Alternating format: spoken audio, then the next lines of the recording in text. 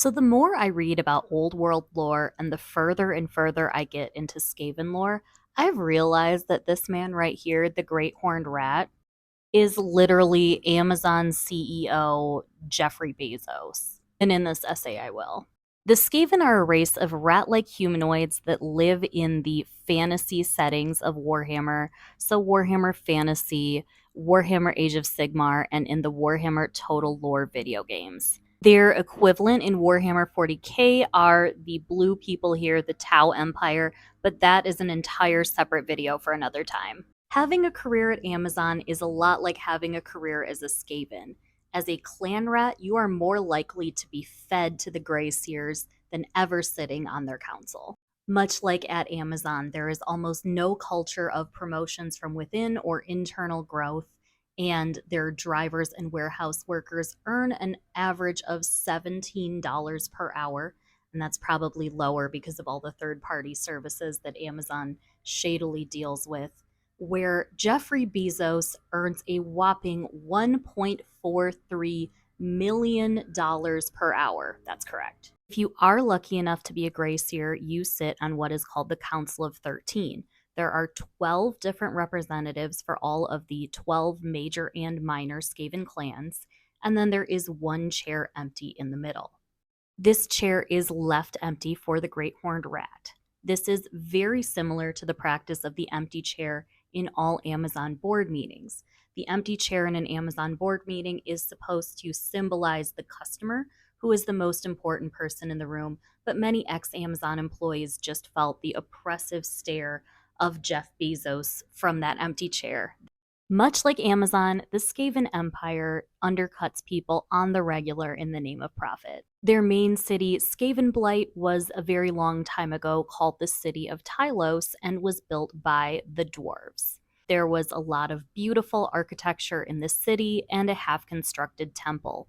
At one point, a mysterious cloaked humanoid sort of rat-like figure kind of came up to the fine people of Tylos and said, "Hey man, let me help you build your temple. I'll build it real fast, beautifully, in one night, and you're going to have a great time." Just a few short years later, the city of Tylos was so overwhelmed by a series of plagues that eventually it was very easy for the rats to conquer the city of Tylos and construct their city of Skavenblight. In much the same way, at one point, Amazon was like, you know what? We're going to get people ordering packages. We're going to create so much business for the United States Postal Service. But then, pestilence and plagues. And eventually, the city of Tylos became Skavenblight. Also, much like Amazon, the Skaven are everywhere. They are global. They are all over the world, and whatever you want, you can get it in 2 days or less. While Amazon accomplishes this through tax evasion, the Skaven managed to expand their territory underground underneath almost all of the old world via a series of tunnels. They were able to make it to the continent of Lustria, cross an ocean literally, and invade the jungles of Lustria where the Seraphon live, because tunnels. And doesn't matter if you're a rat or a corporation, it seems like the next logical step after conquering Earth is to conquer space. The planet of the old world has 2 moons, and one of them is Morrslieb.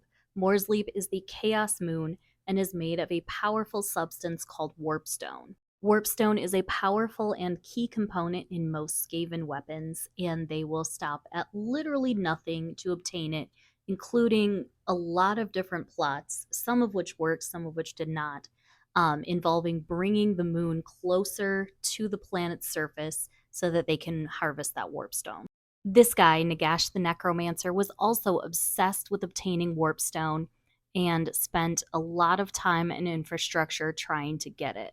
At first, he cooperated with the Skaven, but then they did fight the War of Cripple Peak for over 100 years, at the end of which the Skaven managed to unalive Nagash temporarily and obtain the resources for themselves. I don't know about you guys, but this reminds me a lot of Elon Musk and Jeff Bezos having to unfortunately share some infrastructure for Blue Origin and SpaceX.